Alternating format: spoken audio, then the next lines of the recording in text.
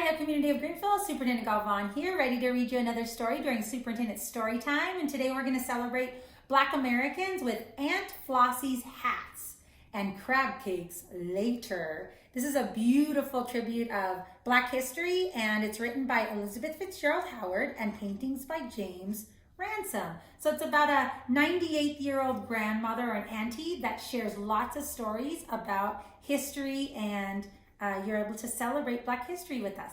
So here we go. Hola comunidad de Greenfield, soy Superintendente Galván con el Distrito Escolar de Greenfield, leyendo esta historia con ustedes, celebrando las culturas entre el mundo y en nuestras comunidades. Hoy vamos a celebrar la historia de los africanos americanos, y esta historia se llama Aunt Flossie's Hats y Crab Cakes Later. Y este es por Elizabeth Fitzgerald Howard y las pinturas son de James Ransom. Y vamos a leer y oír de una tía que tiene 98 años y va a compartir las historias de la historia con sus sobrinas. So, ojalá que ustedes disfruten con nosotros. So I hope you enjoy this story with us. So it's called Aunt Flossie's Hats and Crab Cakes Later. On Sunday afternoon, Sarah and I go to see Great Aunt Flossie. Sarah and I love Aunt Flossie's house. It is crowded full of stuff and things. Books and pictures and lamps and pillows, plates and trays and old dried flowers, and boxes and boxes and boxes of hats. On Sunday afternoon, when Sarah and I go to see Aunt Flossie, she says, "Come in, Susan, come in, Sarah. Here, come have some tea with me and some cookies. Later, we can go get some crab cakes." We sip our tea and we eat our cookies, and then Aunt Flossie lets us look in her hat boxes. We pick out our hats and we try them on. Aunt Flossie says they are very special memories, and each hat has its own story. Hats, hats, hats, hats. A stiff black one with bright red ribbons, a soft brown one with silver buttons, then a thin floppy hat that hides our eyes, green or blue or pink or purple. Some have fur and some have feathers. Look, this hat is just one smooth, soft rose. But there's one with 1,000,000,000 flowers. Aunt Flossie has so many hats. One afternoon, on a Sunday, I picked out a woolly winter hat. Sort of green, maybe. Aunt Flossie thought a minute. Aunt Flossie almost always thinks a minute before she starts a hat story. Then she sniffed the woolly hat. "Just a little smoky smell now," she said. Sarah and I sniffed the hat too. "Smoky smell, Aunt Flossie?" "Yes, it was a big fire," Auntie Flossie said. "The big fire in Baltimore. Everything smelled of smoke for miles around. For days and days. It was a big fire. Didn't come near our house on Center Street, but we could hear all the fire engines racing down St. Paul. Horses hooved clattering, bells and whistles. Your great-grandma and I couldn't sleep. We grabbed our coats and our hats and we ran outside, worried about Uncle Jimmy's grocery store, worried about the terrapins and the crabs. It was a big fire in Baltimore." Aunt Flossie closed her eyes. I think she was seeing long ago. I wondered about the crab cakes. Did they have crab cakes way back then?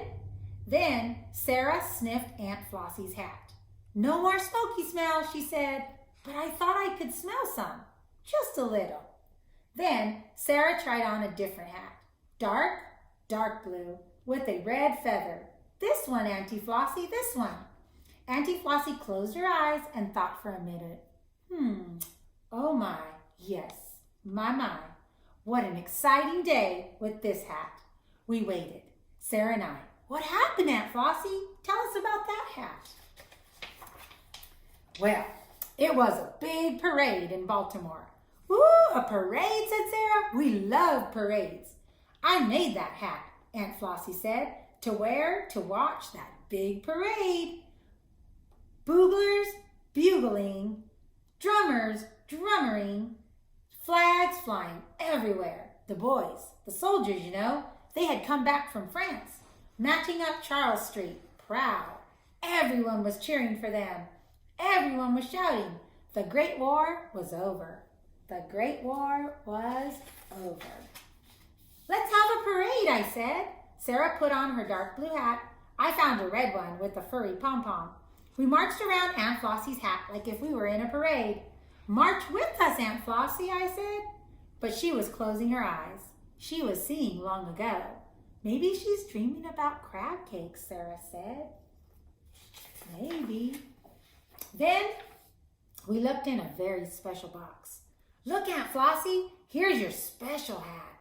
It was a big straw hat with pink and yellow flowers and a green velvet ribbon.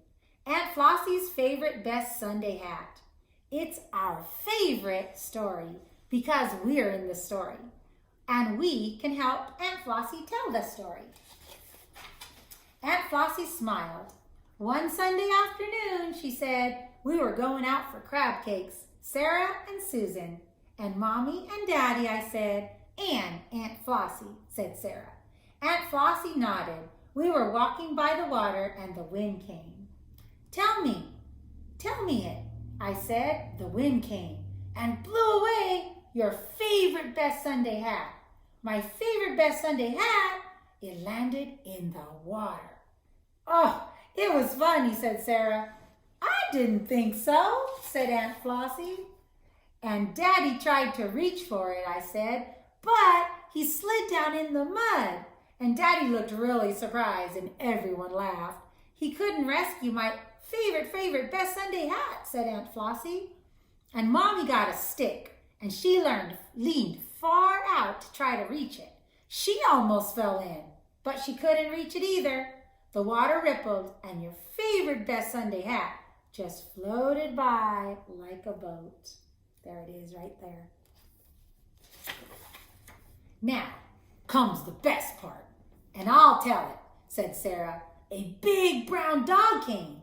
It was walking with the boy. May we help you? The boy asked. My dog Gretchen, she can get it. The boy threw a small stone and it landed right on top of Aunt Flossie's hat. Fetch, Gretchen, fetch. Fetch. Gretchen jumped into the water and she swam. She swam and she got it. Gretchen got Aunt Flossie's hat. Hooray for Gretchen. We all jumped up and down. Hooray for Aunt Flossie's hat. Oh, it was very wet, said Aunt Flossie, but it dried just fine. Almost like new. My favorite best Sunday hat.